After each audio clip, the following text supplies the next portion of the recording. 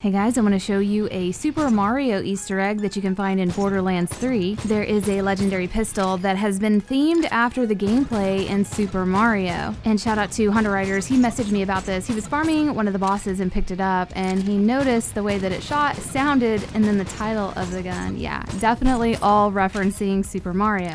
So this is a Malawan pistol, and it's called a Super Ball. It's going to have different prefixes, and the one that I have here is called Peerless Super Ball. The Super Ball, obviously referring to the Super Ball abilities in Mario, and then if you go down and read the red text, it says Flower Power, and then that being pretty obvious with the flower power-ups in the game. I was able to get a level 50 of one of these. I'll show you the bosses that we found this with, and this one will do a damage of 639. It has an accuracy of 82%, which is pretty comical considering how the gun actually fires. A handling of 66, reload 2.3, fire rate 7.34, that's really good, and a magazine size of 14. It has some other enhancements, the weapon damage fire rate, splash damage radius, and a weapon zoom. And it has a really bad bullet drop where it shoots out and goes straight into an arc and then bounces around, which makes it almost completely useless. And I'll show you guys what you could actually use this for. And the only thing that's really saving this gun is the 41% chance of fire elemental, and it doing 981 damage per second. I've seen another variation where it went up to 1080 damage per second. So if you're getting a level 50, you're gonna get around 1,000 basically. So the gun may not be that useful, but it makes up for super cuteness with the sound effects whenever you fire. It sounds just like the sound effects whenever Mario is throwing a fireball in the game. You can see how it arcs and then bounces, and it'll bounce 8 times and then explode. And if you do make contact with an enemy, it will set it on fire and do some pretty good damage.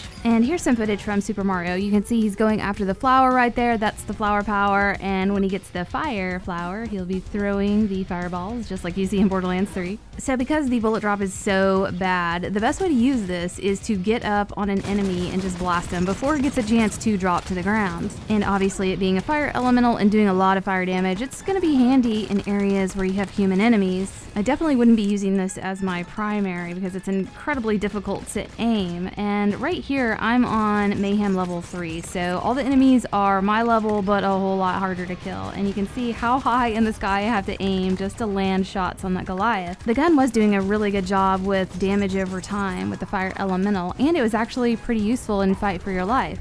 I was impressed to see I was actually able to revive by just point blank shooting that guy. And here's another situation that it could be good in. If you're on a lower level and you have a boss that's up higher, you can look up and arc those shots into him and deal with some pretty heavy bosses. This gun was only tested on Mayhem mode, so I'm sure on regular mode this thing will absolutely melt.